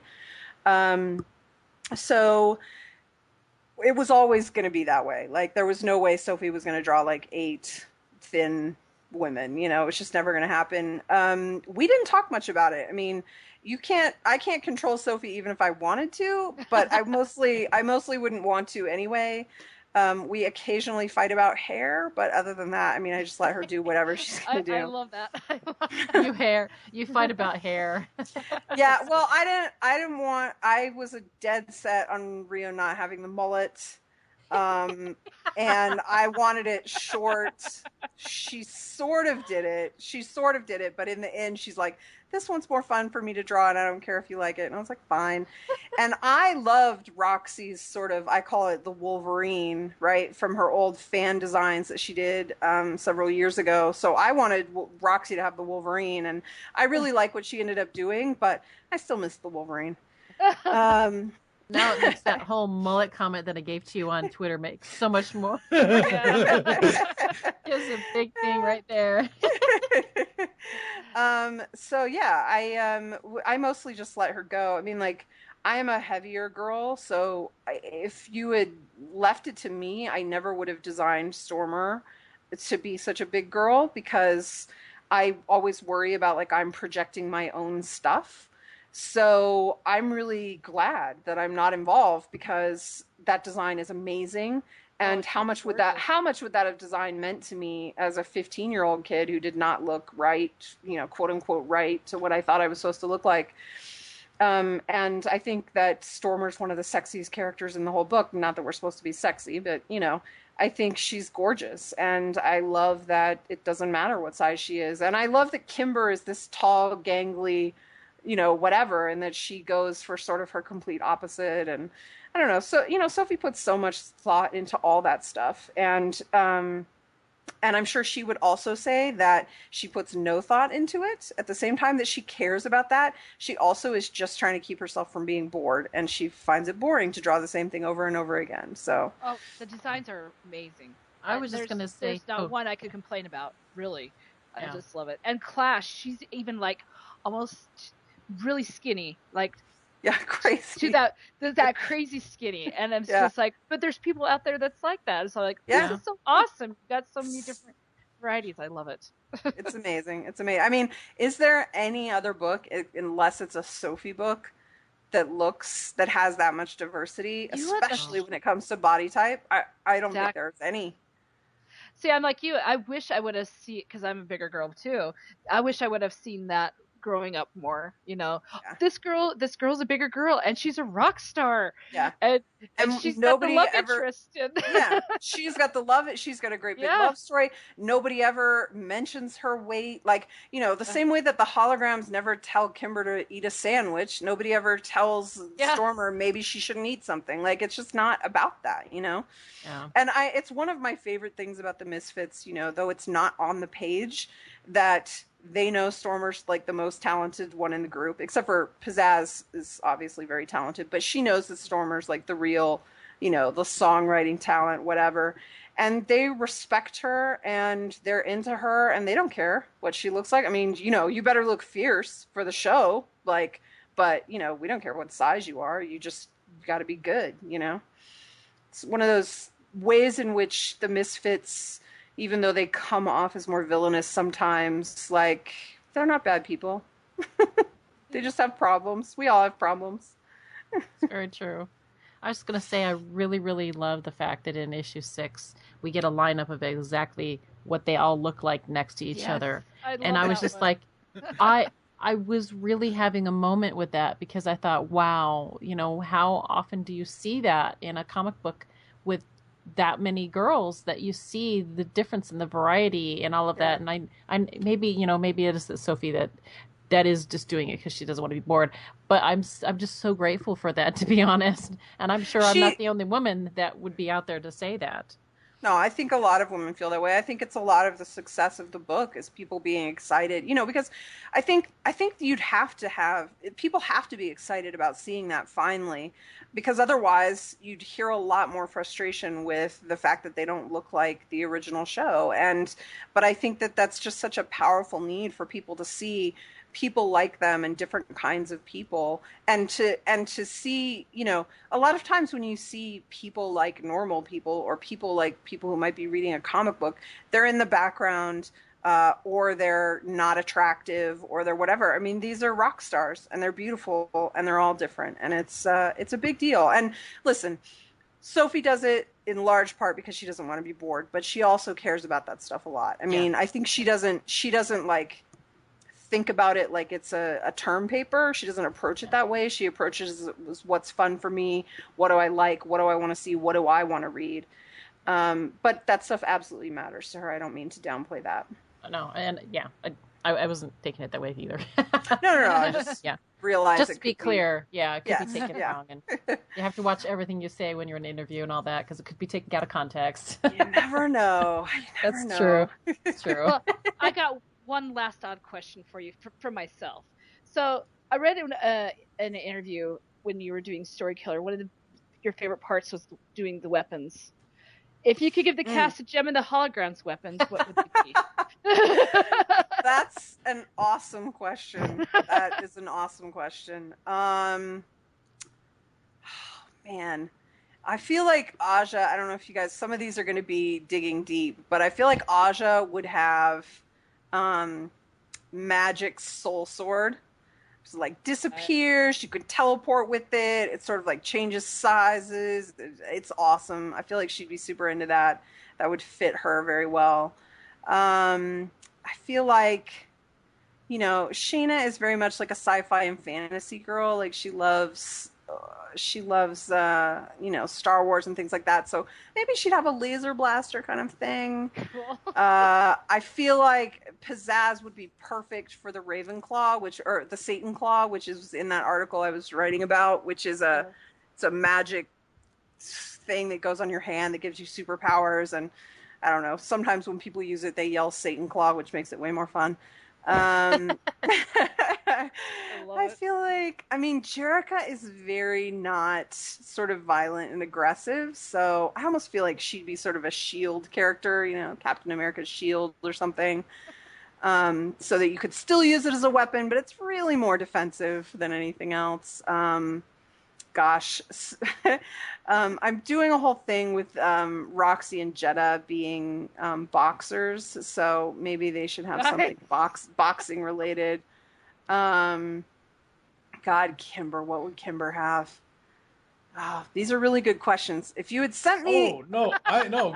Kimber should have Harley Quinn's giant mallet. That is good. That's really good. I could totally see that. And for Roxy and or Jetta, all I can think of is one of them is some sort of Arrow character, and they have the boxing glove Arrow.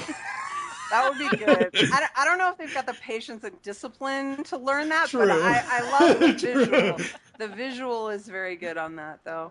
So I don't know. I guess that leaves Stormer out. I don't know what would Stormer have. I don't know. I'll have to think about it. Electric eclairs? Sorry. I think maybe we're like a wand person or a scepter. Yeah, a wand. I think a wand does sort of feel right for her. You're right. Someone just asked Sophie on Twitter what Harry Potter houses they would all be in, and so Sophie was like, well, I don't really follow Harry Potter, so I don't know. And I was like, well, I'm not a diehard fan, but I can do better than that, Sophie. So I assigned them. I was sort of hoping that I wouldn't end up putting most of the Misfits in Slytherin, but they did mostly end up there, unfortunately. It was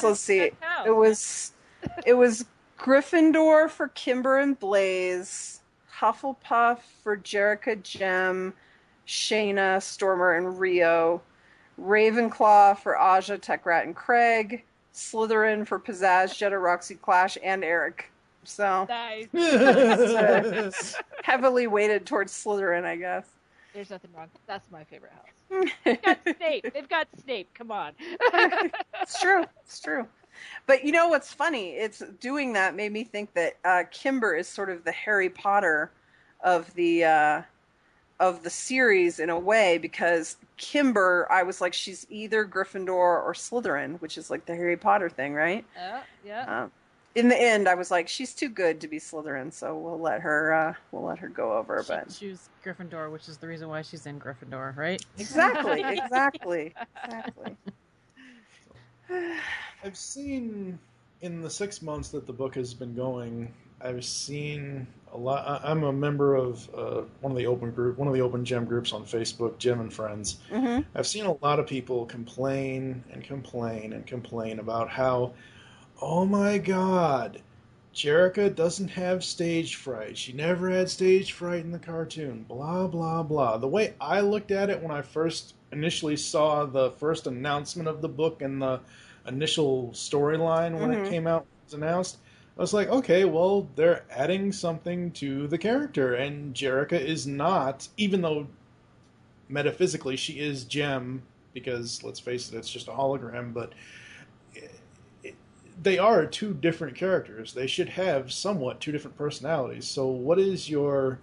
like, talk to us a bit about the stage fright. I'm trying to play peacemaker to some of these people. So sure. I would ask, why don't you ask them to do this exercise? Okay. Ask them to go back and watch the opening episode of the show, okay? Mm-hmm. And then have them write a short story about why they become Gem and the Holograms. Because I love the original show, and it was geared towards, it's a children's cartoon, okay?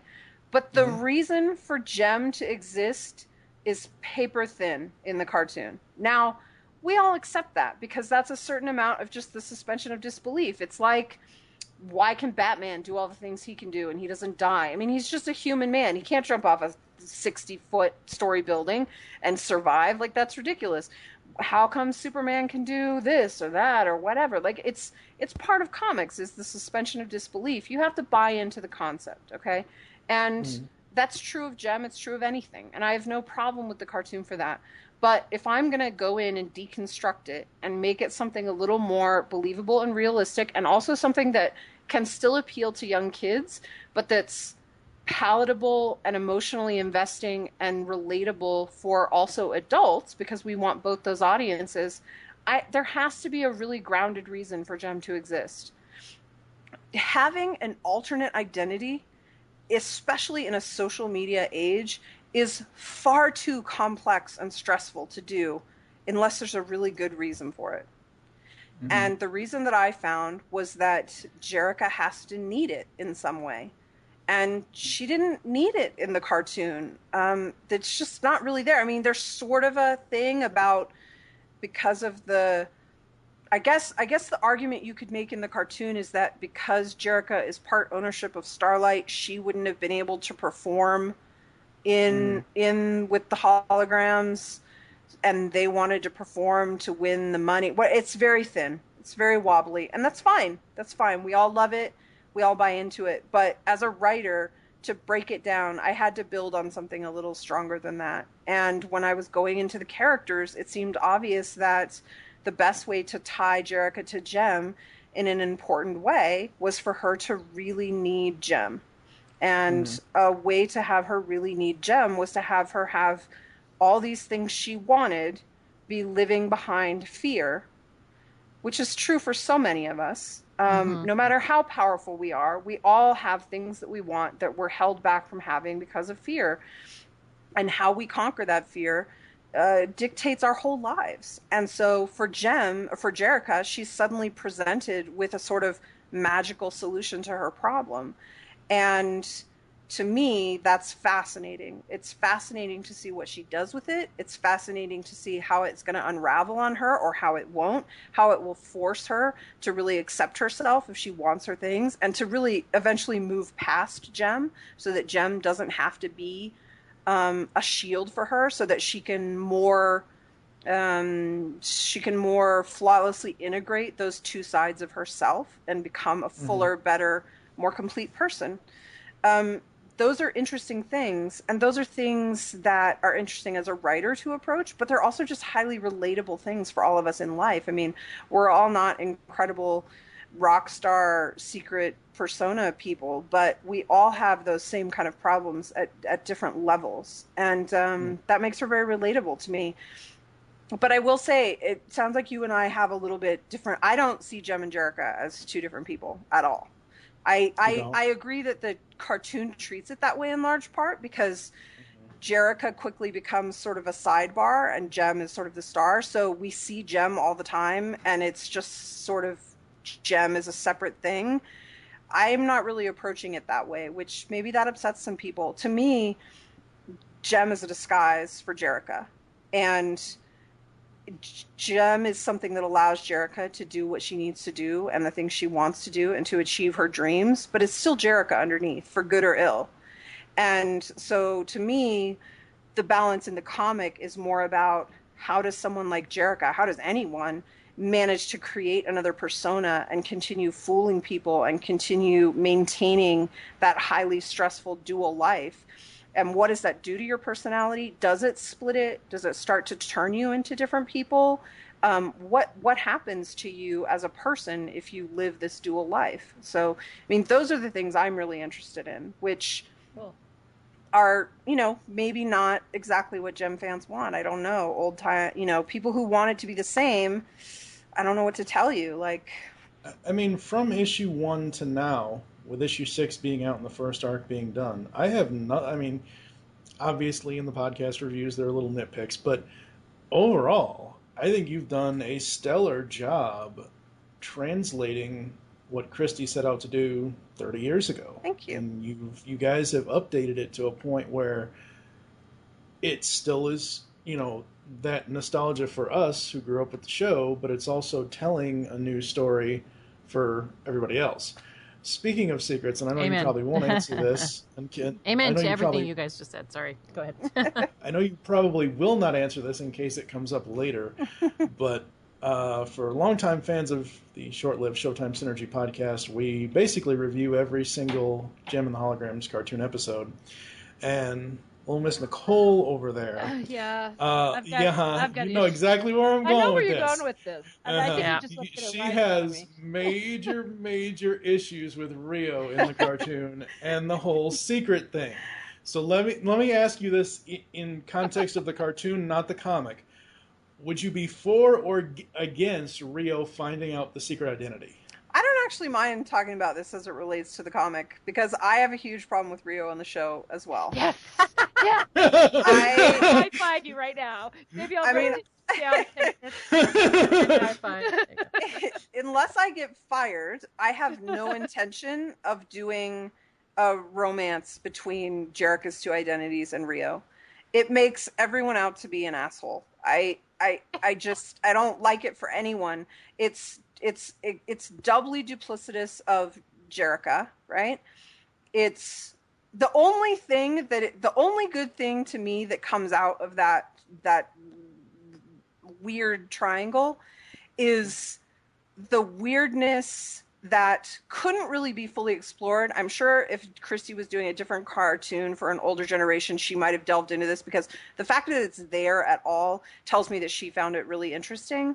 I say that without ever having spoken to her specifically about this thing. But the whole Jerrica becoming jealous of herself and all of that, that to me is fascinating. And that to me plays more into the kind of stuff that we're trying to do. But I don't intend to do that through the love triangle.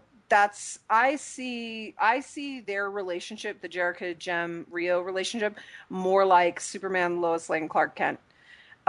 Except for Lois Lane thinks Clark Kent is great and thinks that Superman is kind of a dick.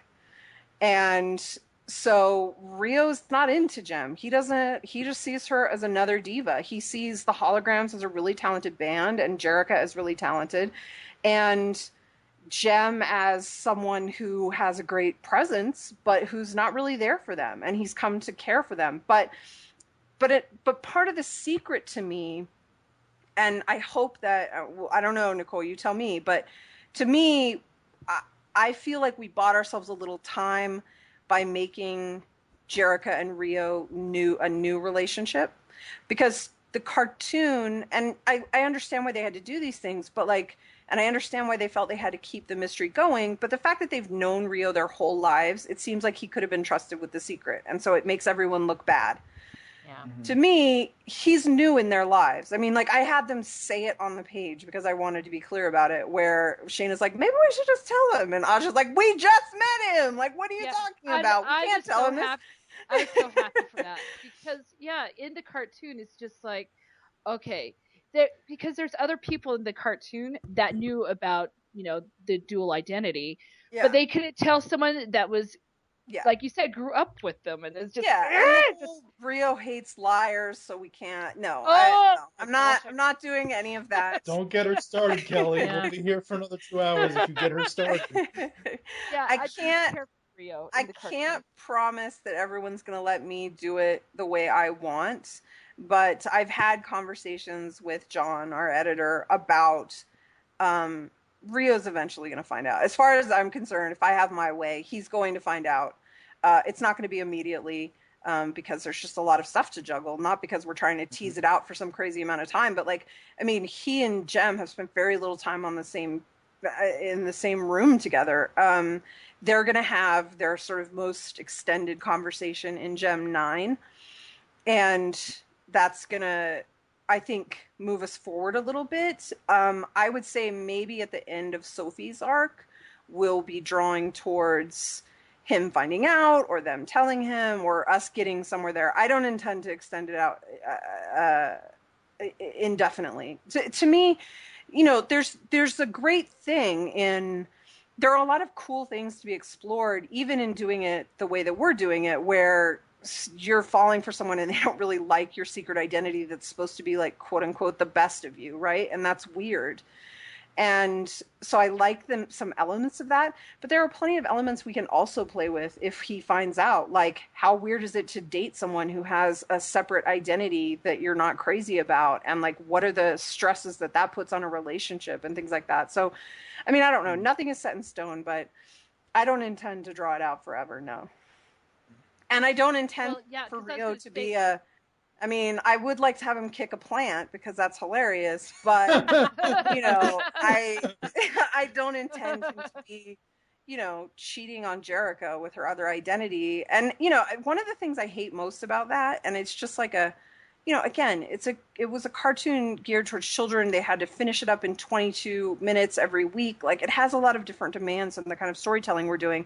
So I'm not trying to be critical of the storytelling demands they have, but to me, one of the worst things about the love triangle from the show is what it says about the holograms, right? Mm-hmm. Because if your sister's boyfriend is flirting with and making out with and whatever the lead singer of your band when your sister's not around, and none of you are telling her, or none of you are telling Rio. I mean, like, we know she doesn't need to know, but like, Rio doesn't know that. What does Rio think about the holograms? That they just think it's okay that he's cheating on their sister with the front woman from their band? It's sort of grotesque, and like, everyone just sort of skips over it because it's not something you can address in a children's cartoon, but it would not be appropriate in our book. That's not how our holograms would behave. Like, I could hug you right now, really. This is everything that I have complained about.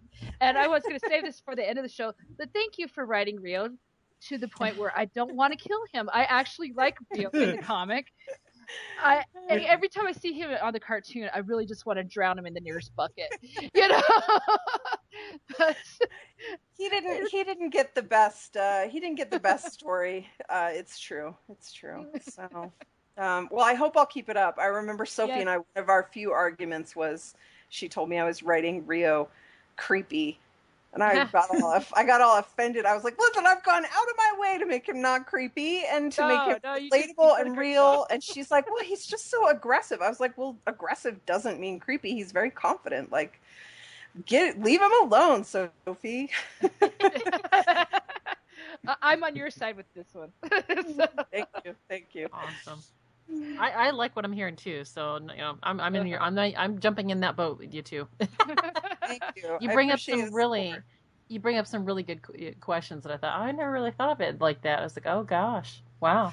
Yeah, I mean, you try and revamp something that's really beloved and that has a lot of history behind it, and you very quickly find yourself underwater to make mechanics work. And anytime you have to take someone else's work, especially when it's beloved, and sort of keep the spirit of it, but still take it apart and turn it into something a little different, it's very complicated. And I think any writer, I'm sure some people could have done it better than me. I'm sure many people could have done it worse as well. It's a tough thing no matter what position you're in. So yeah, you guys are doing it beautifully. It's coming across very nice. I'm not just speaking on my I'm sure that everybody else feels exactly the same way too. So yeah. Oh, thank you so much. It sounds like not in Mike's Facebook group, but there's a lot of people in there. There always going to be some owners. You can't. There are several people in that group, and I'm not going to single them out because I don't remember them off the top of my head. But there's several different people are like, oh my god, the comic and the movie are so not what I grew up on. That's kind of the point, people. Yeah, it but really is. Anyway, listen, I mean, when we were first on it and everything, and people heard about it and were mad or were happy or all these different things. I mean, there were a ton of people that literally wanted the storyline to pick up where it had left 30 years ago, and I just don't know what those people are thinking. Like, you can't do that. Like, yes, there would be a tiny little niche audience, that's not only the people who are still interested in that property 30 years later, but then a niche of that, because it's the people who are interested in comics, and then a niche of that is the people that have even found out about that. You have to make something that can be accessible to a new generation. And I mean, I guess that's what upsets me the most about it. I mean, we both tried our best to keep the spirit of Jem because we love Jem and we wanted the important things to still be there. But I definitely approached it as like, I hope the fans will love this. I really do. I hope they'll find a new version of this that they can love. But I want a new generation of Jem fans. Like, that's how it lives on. And that's one of the biggest problems regular mainstream big comics have, right? Is that they cater to this aging audience. We need new blood. And it's the best case scenario if we can have old blood and new blood. I'm not saying the old blood's worthless, but we need them both in order to survive and thrive. And I wish people would understand that you couldn't possibly pick up 30 years later in a new medium with the same story. It just, it doesn't work. And to those people, I say, just let it be. Let it tell its story. And then if you're going to be that complicated about it, let it get its 12 issues out and then try and come back to it and see if there's something new about it that resonates to you. Because that's, there you go. And I mean, we're already through the first story arc, and we're to the point now where I was never hesitant. I was never hesitant about the fact that there was going to be a Jem comic. I think where I got hesitant was that teaser that IDW put out. Mm-hmm. That was the classic look. Mm-hmm. And then I saw Sophie's actual designs. I don't have a problem with any of Sophie's designs at all, and I didn't back then. But I just think that a lot of people might have been, so we're going to get classically drawn and colored Jem and, that kind of thing. Right. And honestly, picking up the story 30 years later, I'm sorry, you cannot pick up a Jem comic book, start issue 1, with Bonnie still trying to find her dad. Yeah. Because that was the very last episode. I know. Can't do that. Aimee, what's your next one there? My next one was, now that we're talking about challenges, what has been the biggest challenge to writing Jem and the holograms? I think it's definitely what we just said. It's to not, to update something and make it new reader friendly and try and capture a new generation to fall in love with Jem, but to not, alienate or offend the old Jem fans. I mean, I'm an old Jem fan. I care a lot about those characters. I care a lot about their stories. And so for me, it was just about finding what's the core of those characters and like translating them. And fortunately, I had a great partner in Sophie, so that was made a lot easier. But it's like, here's to me a sort of microcosm example is seeing fans complain about Kimber being gay, right? Because they're like, well, she was the most boy crazy of all of them. And I was like, yeah. And now she's the most girl crazy of all of them. Like, it's still the same Kimber. She just has Slightly a different different orientation. take, Yeah, she just has it. She's still the flirt. She still had 60,000 girlfriends. Stormer, we happen to be meeting her at a time when she's met Stormer, who's sort of been like a sort of game changer of a person for her. That's sort of forcing her to grow up and like not really be as much of a flirt anymore. And Stormer is very much not that flirty character. She's more of like the serial monogamous type, right? But to me, it's like, that still maintains what's Kimber about Kimber, right? It just has a small tweak to it so now instead of the Seans and what's the other Jeff, the Seans, the Jeffs, and the whatever, she's got the Stormers and the whoever else we sprinkle through her past, right? And that's still Kimber. It's just with a slight tweak. But that's been the struggle is I don't want, even though I get frustrated with the diehard fans who say those kind of things, I want all of them to love it. Like it makes me sad when they don't, because I feel like they're not giving it a chance, because I feel like they would, if they really opened their hearts, they would find the same characters they love just in a new shade. But I can't make them love it. So what are you going to do? Last week, just write well. Yeah, exactly. Last week, I actually had an opportunity to interview John Barber from IDW Publishing. Oh. And I asked him about the person that dared him to print the negative letter. Oh, yeah. Oh, it's so hilarious. All right. I love that he did the negative letter. I want the negative letter. I do too. I want to see the negative letter, if only to show a contrast, and because the negative stuff sometimes incites the other people to like then write in other positive things. So, Exactly. Endless cycle. All right. So, as far as the cartoon goes, what is your favorite hologram song and what is your favorite Misfit song? Misfit song, absolutely making mischief. Best song of the whole thing.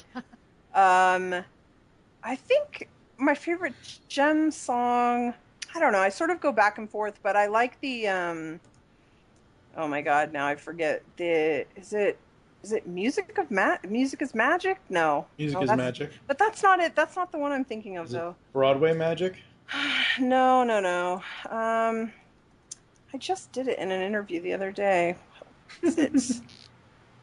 And I decided... Twilight in Paris? No. Oh my god, I can't believe I'm botching this. I sort of go back and forth, like, and sometimes I forget. Like, I think Sophie's is Glitter and Gold. But then I'm like, no, that's not mine. That's Sophie's. What am I thinking of? It must be Music is Magic. I guess that's going to be my official answer, for good or ill. All right. We're going to take a quick musical break. We'll be back after this. Jem will be right back after these messages. Hey, this is Samantha Newark, and you're listening to the truly outrageous podcasters of the GeekCast Radio Network.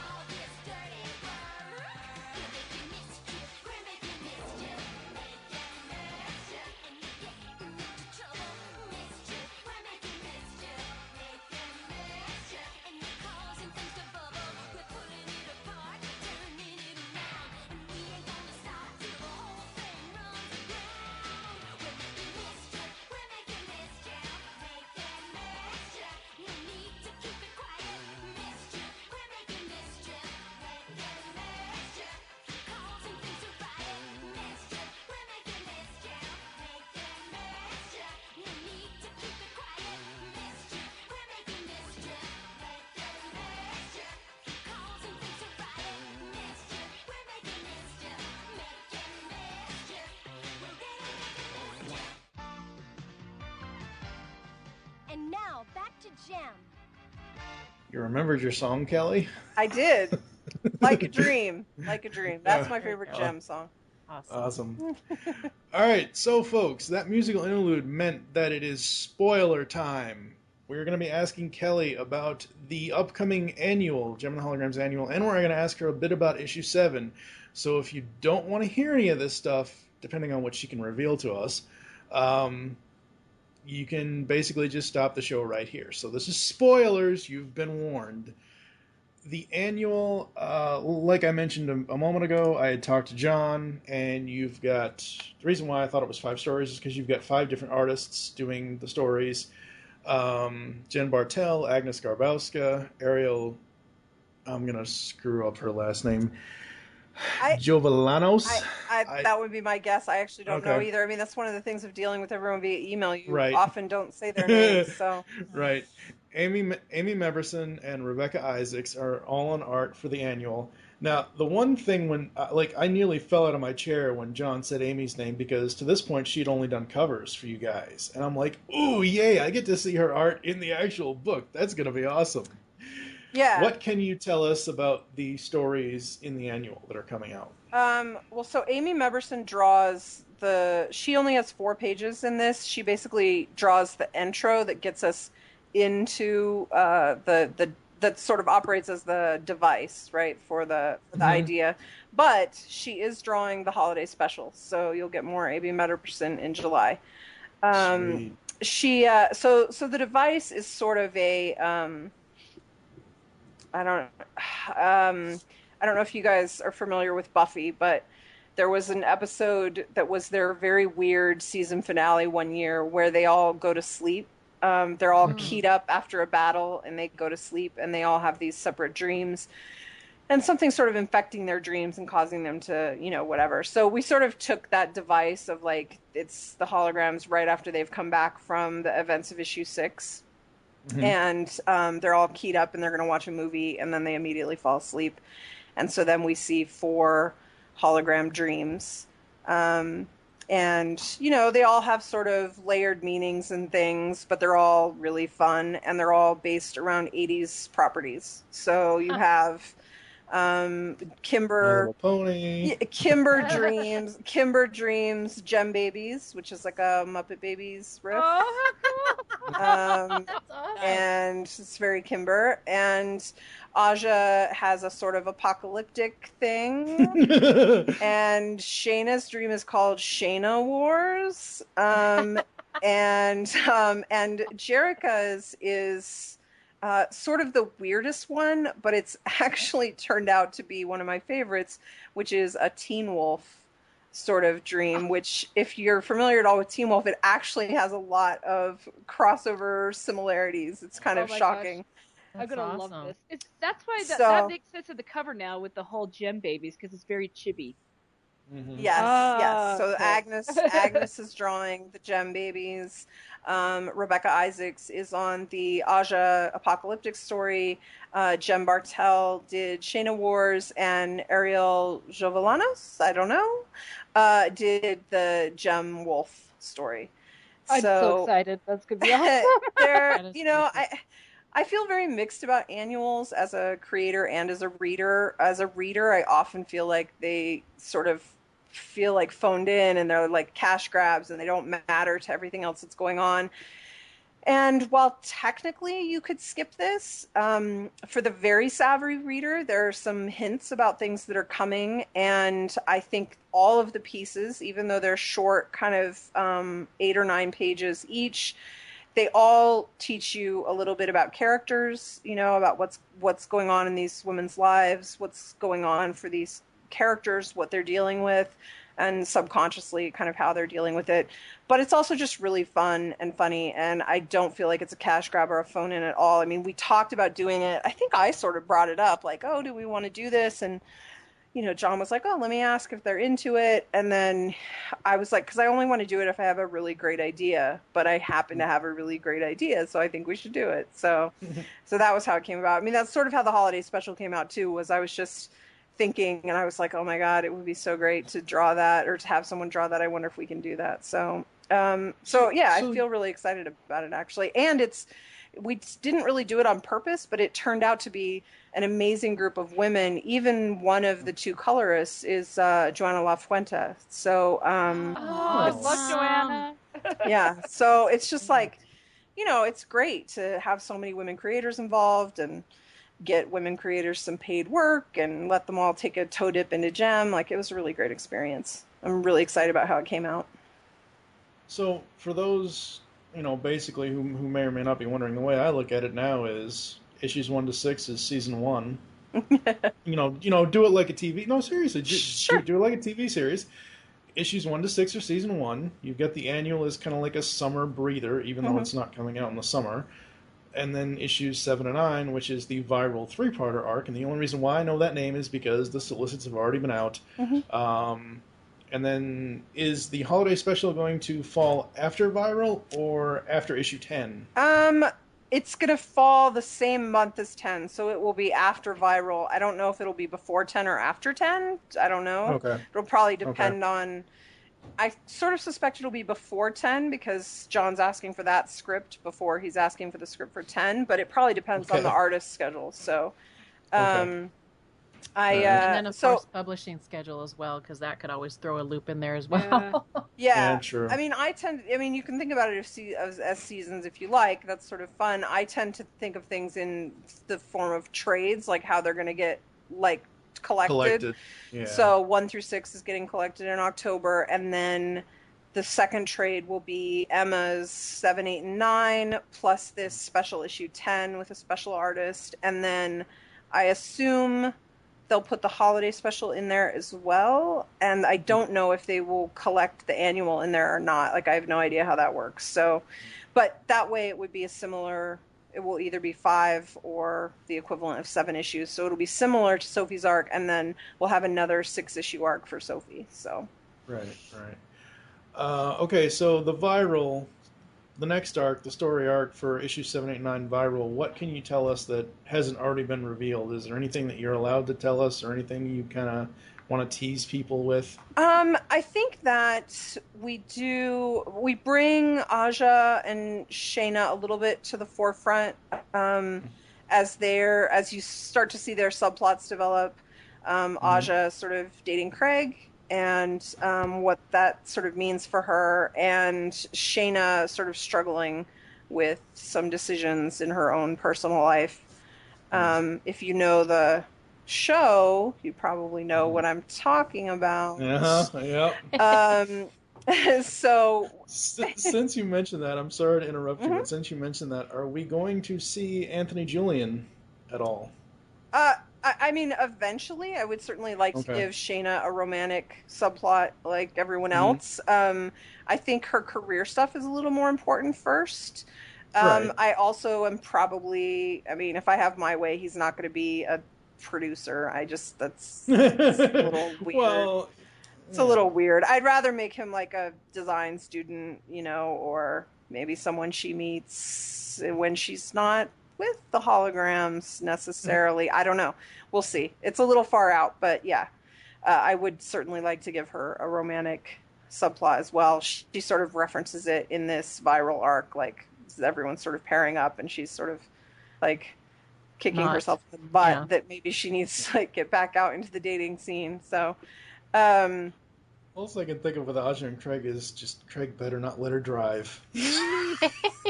Aja should drive everywhere. Oh god! If you want a demolition derby through every city, yeah. It's the best. That's one of the things that one of my biggest pet peeves of the show is when it's doing the NASCAR thing, Pizzazz and Jem, and every time I watch it, I'm like, that should be Aja. This is bullshit. Bull. Jem never drives. She shouldn't be in that seat. Such a diva.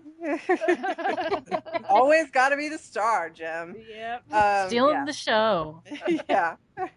She's even stealing the name of the show. It's all about her. Yeah. I don't think that isn't going to come up. So yeah. Kimber is taking. There's still some stuff with Kimber, definitely, and Stormer, but their relationship being on the rocks after the events, or sort of over after the events of 6 is like, are they going to get back together? Can they repair this? Like, what's the deal? So we'll be dealing with that. We'll be doing sort of pushing a little bit on Rio and Jerica. Like, they're sort of, having too many fights about this Jem stuff already. And so what's that going to mean? There's going to be a really big house party. 9 is probably my favorite issue I've written. I think it's a really ambitious, complicated issue, and I'm sure Emma wants to kill me a little bit, but if she can pull it off, which I know she can, I think it'll be really rewarding. So, and then I think I told you guys 10 is sort of a Rio's perspective issue a little bit. So we'll learn a little bit more about Rio, but more than learning about Rio, we'll learn sort of how he views everyone else, or that's the intent. I haven't written it yet, so I guess we'll see, but that's the hope. As long as we have some sort of scene in the viral arc between Tech Rat and Pizzazz where he says, "Don't touch my stuff," I'll be happy. Well, I can't wait to see more Tech Rat. That's gonna be awesome. I love Tech Rat. Tech Rat is a hilariously fun character to write, and there are some Halloween costumes involved in this arc, and someone whose name starts with a P has bullied the people she knows into wearing specific costumes, and nobody's really happy about it, and it's really fun, and I love it. So we'll see. Awesome. Oh, you guys bring so much joy each month reading this comic. Yep. I have so much. I mean, I have so much fun. I was telling, we can't let this get back to John, but I was like, it's really hard to ask for a raise because I would write it for free. We can't let them know that, but I love it. I love doing it. So.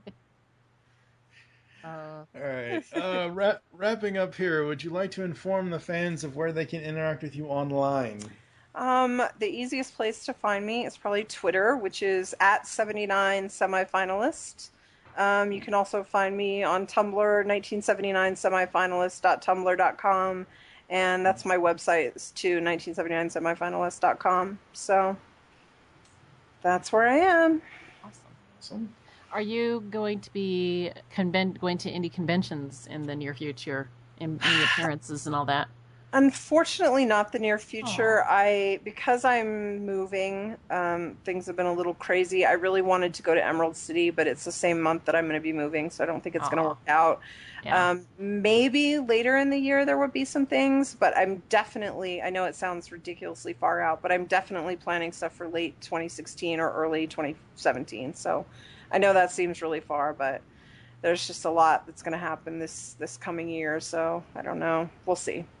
Cool. All right. I wanted to save this for last because I know it's not going to cause any controversy, but it just doesn't seem right. And I want you to explain to me, because on Twitter you said it just isn't logical. Oh. Why is the Rockin' Roadster not logical to be in the comic? Come on. Okay. So, I mean, think about it. And again, this sounds like I'm dissing the cartoon, and I'm not. The reason the Rockin' Roadster is in the cartoon is because it's a toy line, and they need to sell a car. Okay? Mm-hmm. It makes no freaking sense that there's a car already there that has the name Jem on it, unless you want to come to the conclusion that their dad orchestrated everything, which I don't like, because that takes agency away from all the characters.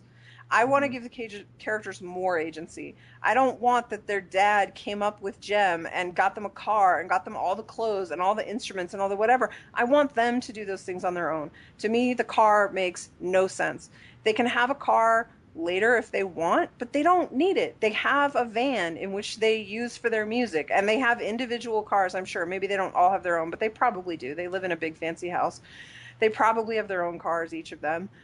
We've at least seen Jerica's car. There's no reason to have a Rockin' Roadster. It doesn't carry their instruments. They're a real band. Like, why would they have that? Now, will Jem at some point, which is really Jerica, go out and get a sports car because Jem, quote unquote, needs like an identity and a car? And will that cause conflict among the sisters that Jerrica has gone out and bought an expensive car that you can call the Roadster if you want?